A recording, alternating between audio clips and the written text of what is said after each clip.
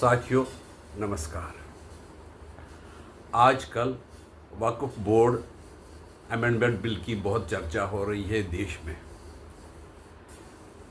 Bharatiya Janata party सरकार ने एक बिल पेश किया था पार्लियामेंट में अमेंडमेंट वक्फ बोर्ड को अमेंडमेंट करने के सिलसिले में, लेकिन विपक्ष ने उसका विरोध किया और जो साथी सरकार के हैं उन्होंने भी सुझाव दिया था कि इसको सिलेक्ट कमेटी के पास भेजा जाए। इसलिए उस बिल को सिलेक्ट कमेटी के पास भेजा गया है। सिलेक्ट कमेटी में ऐसा प्रोसीजर है कि एक पार्लियामेंट्री कमेटी बनाई जाती है जो जितने प्रोपोर्शन में मेंबर होते हैं पार्लियामेंट में उस हिसाब से रिप्रेजेंटेशन दी जाती है।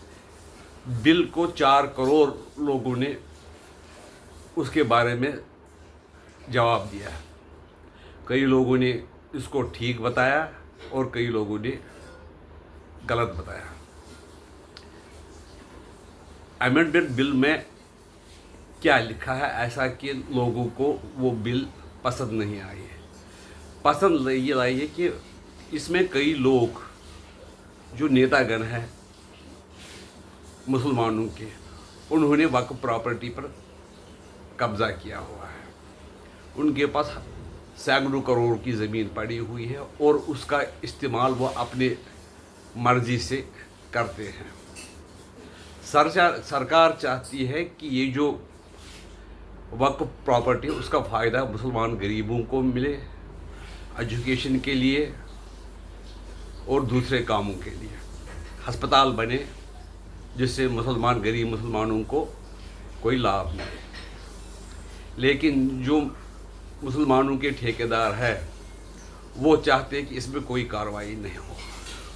अभी मनमोहन सिंह सरकार ने एक ऐसा पास अमेंडमेंट की है इस बिल में जिससे अगर वक्फ बोर्ड किसी भी प्रॉपर्टी को वक्फ की प्रॉपर्टी डिक्लेयर करता है तो उसको चैलेंज नहीं किया जा सकता। उसको खाली वक्फ बोर्ड में ही चैलेंज करना है। वक्फ बोर्ड में भी और जो सारे मेंबर हैं वो मुस्लिम होंगे। यहाँ तक कि देखा गया है कि वक्फ बोर्ड ने कई ऐसी प्रॉपर्टीज़ पे दावा किया है जो कि 1500 साल से हिंदू, एक हिंदू गांव है 1500 साल पुराना, उस पर भी दावा किया गया है। और एक तो ये किया, दूसरे कई लोग जो नेता इनके हैं वो राष्ट्रपति भवन पर भी दावा बोलते हैं, लाल किले पे भी दावा बोलते हैं, यानी कि वो कहते हैं कि जो सारा हिंदुस्तान है वो वक्फ बोर्ड का ही है। वक्फ बोर्ड भारत का कानून है, वो हमें मानना पड़ेगा। लेकिन जो 1894, 1915 या उसके बाद आज़ादी से पहले उस कानून बनाए गए वो अंग्रेज़ों ने बनाए थे। अंग्रेज़ कोई हमारी चुनी हुई सरकार नहीं थी, या अंग्रेज़ों से पहले वो मुसलमान थे। उन्होंने कुछ प्रॉपर्टी पर कब्ज़ा कर दिया और कहा कि ये मुसलमानों को दी गई है।